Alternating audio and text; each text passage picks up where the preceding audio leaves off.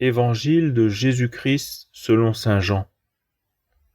En ce temps-là, Jésus se manifesta encore aux disciples sur le bord de la mer de Tibériade, et voici comment. Il y avait là ensemble Simon-Pierre avec Thomas, appelé Didyme, c'est-à-dire jumeau, Nathanaël, de Cana de Galilée, les fils de Zébédée, et deux autres de ses disciples. Simon-Pierre leur dit : « Je m'en vais à la pêche. » Ils lui répondent : « Nous aussi, nous allons avec toi. » Ils partirent et montèrent dans la barque. Or, cette nuit-là, ils ne prirent rien. Au lever du jour, Jésus se tenait sur le rivage, mais les disciples ne savaient pas que c'était lui.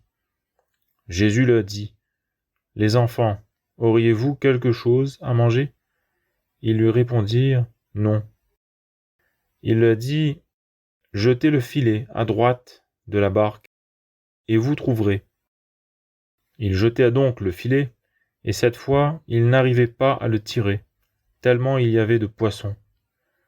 Alors, le disciple que Jésus aimait dit à Pierre : « C'est le Seigneur. » Quand Simon-Pierre entendit que c'était le Seigneur, il passa un vêtement, car il n'avait rien sur lui, et il se jeta à l'eau. Les autres disciples arrivèrent en barque, traînant le filet plein de poissons.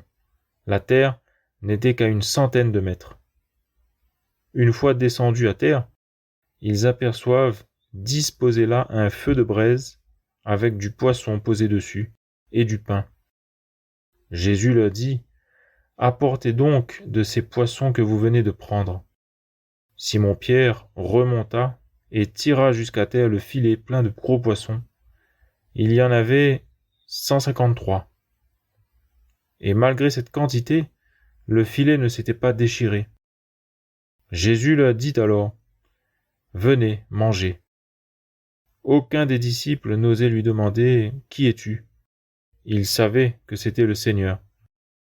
Jésus s'approche, il prend le pain et le leur donne, et de même pour le poisson. C'était la 3e fois que Jésus, ressuscité d'entre les morts, se manifestait à ses disciples.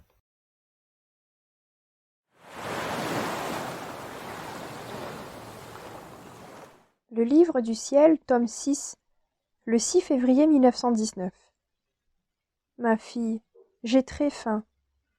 Puis, il sembla prendre de ma bouche de petites balles blanches et les manger. Puis, comme s'il voulait satisfaire sa faim complètement, il entra dans mon cœur et de ses 2 mains prit plusieurs miettes, petites et grandes, et les mangea avidement.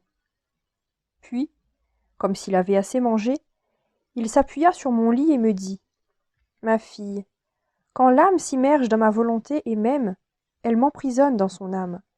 Par son amour, elle dresse les éléments qui m'emprisonnent et forme une hostie pour moi. En souffrant, en faisant des réparations, etc., elle forme des hosties pour me donner la communion et pour que je puisse me nourrir d'une manière divine, digne de moi. Aussitôt que je vois les hosties formées en elle, je vais les prendre pour m'en nourrir et satisfaire ma faim insatiable, ma faim de recevoir, amour pour amour, des créatures. Ainsi, l'âme peut me dire : « Tu me communies, et moi aussi je te communie. » Je lui dis : « Jésus, mes hosties sont tes propres choses. Ainsi, je suis toujours en reste avec toi. » Il me répondit : « Pour qui m'aime vraiment, je ne sais ni ne veux tenir des comptes. Par mes hosties eucharistiques, c'est Jésus que je te donne. Par tes hosties, c'est Jésus que tu me donnes. Veux-tu voir cela ? » Je lui répondis : « Oui. » Alors, il étendit la main dans mon cœur et y prit une des petites balles blanches qui s'y trouvaient. Il la brisa pour l'ouvrir, et de l'intérieur il en sortit un autre Jésus. Puis il dit : « As-tu vu ? Comme je suis heureux quand la créature me communie. Fais-moi beaucoup d'hosties, et je viendrai me nourrir en toi. Tu renouvelleras pour moi le contentement, la gloire et l'amour que j'ai éprouvés à l'institution de l'Eucharistie quand je me suis moi-même communié. »